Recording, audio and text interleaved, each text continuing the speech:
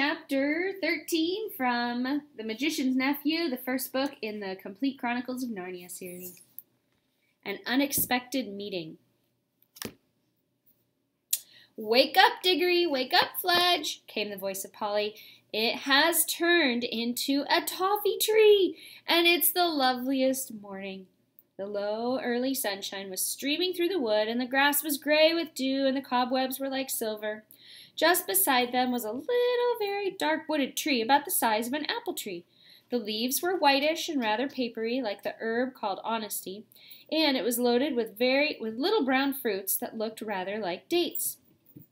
"Hooray!" said Diggory, "but I'm going to have a dip first." He rushed through a flowering thicket or two down to the river's edge. Have you ever bathed in a mountain river that is running in shallow cataracts over red and blue and yellow stones with the sun on it? It is as good as the sea, in some ways almost better. Of course, he had to dress again without drying, but it was well worth it. When he came back, Polly went down and had her bath. At least, she said that's what she'd been doing, but we know she was not much of a swimmer, and perhaps it is the best thing not to ask too many questions.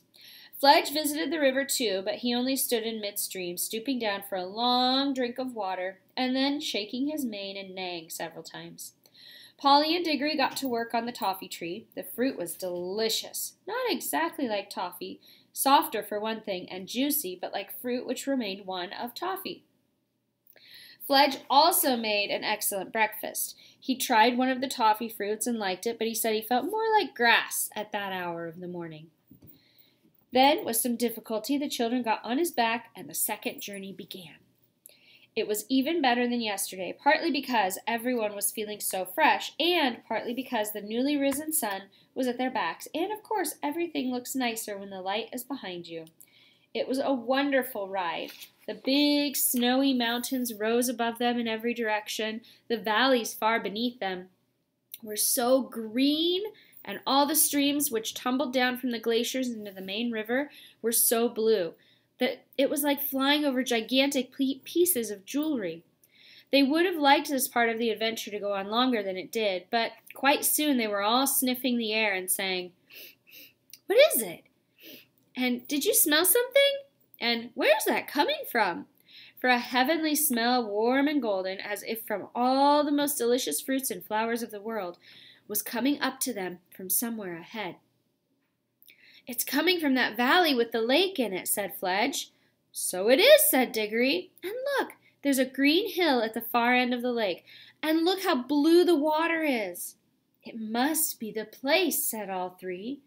Fledge came lower and lower in wide circles. The icy peaks rose up higher and higher above. The air came up warmer and sweeter every moment, so sweet that it almost brought the tears to your eyes.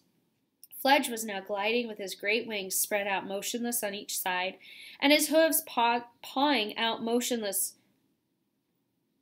for the ground. Got lost for a second. The steep garden hill was rushing toward them. A moment later he alighted on his slope, a little awkward. The children, rolling off, fell without hurting themselves on the warm, fine grass, and stood up, panting a little. They were about 3/4 of the way up the hill, and set out at once to climb to the top. I don't think Fledge could have managed this without his wings to balance him and to give him the help of a flutter now and then. All round the very top of the hill ran a high wall of green turf. Inside the wall, trees were growing. Their branches hung out over the wall. Their leaves showed not only green, but also blue and silver when the wind stirred them. When the travelers reached the top, they walked nearly all the way round it outside the green wall before they found the gates, high gates of gold, fast shut, facing due east.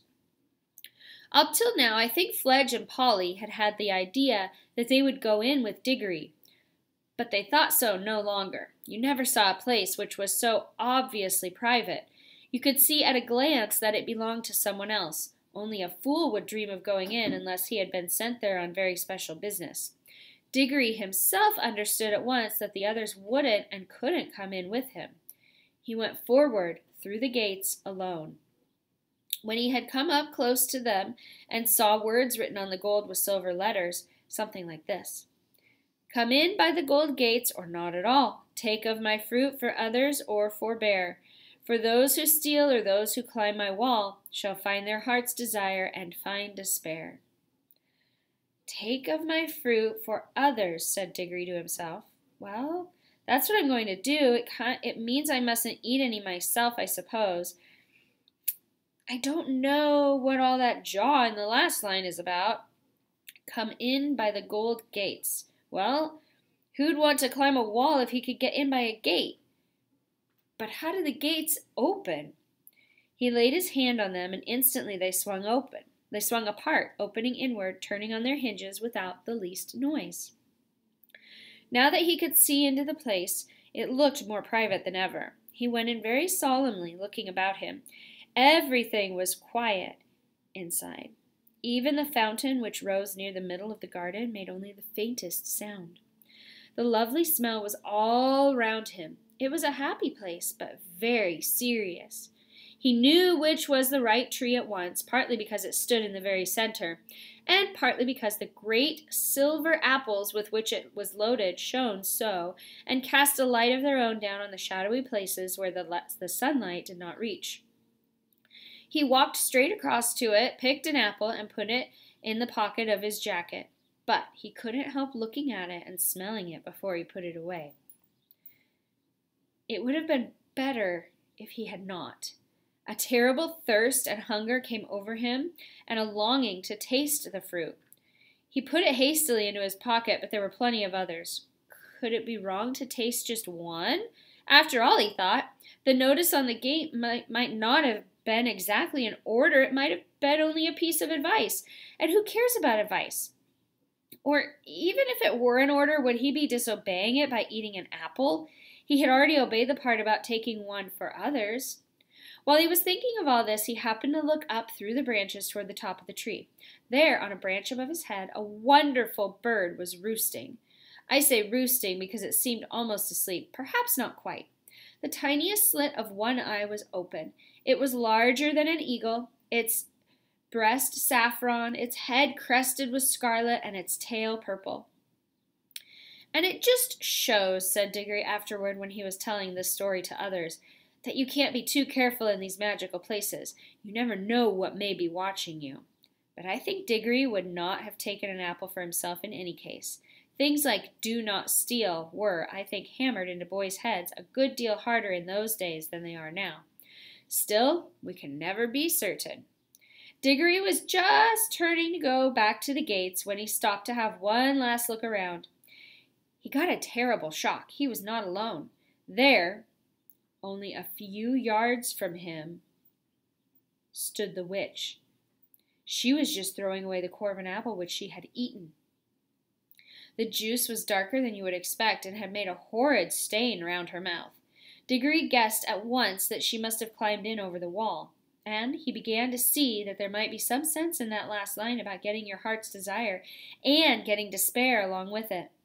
For the witch looked stronger and prouder than ever, and even in a way triumphant, but her face was deadly white, white as salt. All this flashed through Diggory's mind in a second. Then he took to his heels and ran for the gates as hard as he could pelt, the witch after him. As soon as he was out, the gates closed behind him of their own accord. That gave him the lead, but not for long. By the time he had reached the others and was shouting, "Quick, get on, Polly, get up, Fledge!" the witch had climbed the wall, or vaulted over it, and was close behind him again. "Stay where you are," cried Diggory, turning round to face her, "or we'll all vanish. Don't come an inch nearer." "Foolish boy," said the witch. "Why do you run from me? I mean you no harm. If you do not stop and listen to me now, you will miss some knowledge that would have made you happy all your life." "Well, I don't want to hear it, thanks," said Diggory. But he did. "I know what errand you have come on," continued the witch. "For it was I who was close beside you in the woods last night and heard all your counsels. You have plucked fruit in the garden yonder. You have it in your pocket now, and you are going to carry it back untasted to the lion for him to eat, for him to use. You simpleton! Do you know what that fruit is? I will tell you. It is the apple of youth, the apple of life. I know, for I have tasted it, and I feel already such changes in myself that I know I shall never grow old or die. Eat it, boy, eat it, and you and I will both live forever and be king and queen of this world, or of your world if we decide to go back there. No thanks, said Diggory. I don't know what I care much about living on and on after everyone I know is dead. I'd rather live in an ordinary time and die and go to heaven. But what about this mother of yours whom you pretend to love so? What's she got to do with it? Said Diggory. Do you not see, fool, that one bite of that apple would heal her? You have it in your pocket. We are here by ourselves and the lion is far away. Use your magic and go back to your own world. A minute later you can be at your mother's bedside giving her the fruit. 5 minutes later you will see the color coming back to her face. She will tell you the pain is gone. Soon she will tell you she feels stronger. Then she will fall asleep. Think of that. Hours of natural sleep without pain, without drugs. Next day everyone will be saying how wonderfully she's recovered. Soon she will be quite well again, and all will be well again. Your home will be happy again. You will be like other boys. Oh, gasped Diggory as if he had been hurt, and put his hand to his head, for he now knew that the most terrible choice lay before him. What has the lion ever done for you that you should be his slave? Said the witch. What can you do? What can he do to you once you are back in your own world?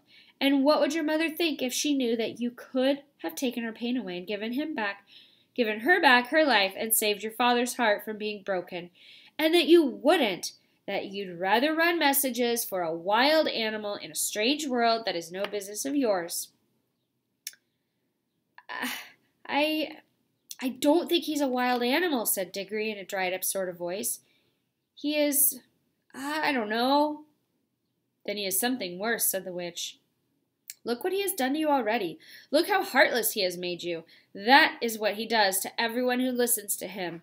Cruel, pitiless boy. You would let your own mother die rather than— Oh, be quiet, said the miserable Diggory, still in the same voice. Do you think I don't see? But I promised. Ah, but you didn't know what you were promising, and no one here can prevent you. Mother herself, said Diggory, getting the words out with difficulty, wouldn't like it. Awfully strict about keeping promises and not stealing and all that sort of thing. She'd tell me not to do it, quick as anything, if she were here. But she need never know, said the witch, speaking more sweetly than you would have thought anyone with such a fierce face could speak. You wouldn't tell her how you'd got the apple. Your father never need know. No one in your world need know anything about this whole story. You needn't take that little girl back with you, you know. That was where the witch made her fatal mistake. Of course, Diggory knew that Polly could get away by her own ring as easily as he could with his, but apparently the witch didn't know this. And the meanness of the suggestion that he should leave Polly behind suddenly made all the other things the witch had been saying to him sound false and hollow. And even in the midst of all his misery, his head suddenly cleared, and he said, in a different and much louder voice, Look here, where do you come into all this? Why are you so precious fond of my mother and all of a sudden? What's it got to do with you? What's your game? Good for you, Diggs, whispered Polly in his ear. Quick, get away now. She hadn't dared to say anything at all through the argument because, you see, it wasn't her mother who was dying. Up then, said Diggory, heaving her onto Fledge's back and then scrambling up as quickly as he could. The horse spread its wings. Go then, fools, cried the witch. Think of me, boy, when you lie old and weak and dying, and remember how you threw away the chance of endless youth. It won't be offered to you again. They were already so high that they could only just hear her, nor did the witch waste any time gazing up at them. They saw her set off northward down the slope of the hill. They had started early that morning, and what happened in the garden had not taken very long, so that Fledge and Polly both said they would easily get back to Narnia before nightfall. Diggory never spoke on the way back, and the others were shy of speaking to him. He was very sad, and he wasn't even sure all the time that he had done the right thing. But whenever he remembered the shining tears in Aslan's eyes, he became sure. All day Fledge flew steadily with untiring wings. eastward with the river to guide him, through the mountains and over the wild wooded hills, and then over the great waterfall and down, down to where the woods of Narnia were darkened by the shadow of the mighty cliff, till at last, when the sky was growing red with sunset behind them, he saw a place where many creatures were gathered together by the riverside, and soon he could see Aslan himself in the midst of them. Fledge glided down, spread out his four legs, closed his wings, and landed, cantering. Then he pulled up. The children dismounted. Diggory saw all the animals, dwarfs, satyrs, nymphs, and other things crawling back to life and right to make way for him. He walked up to Aslan, handed him the apple, and said, "I've brought you the apple you wanted, sir." That's the end of chapter 13. The Magician's Nephew. See you next time.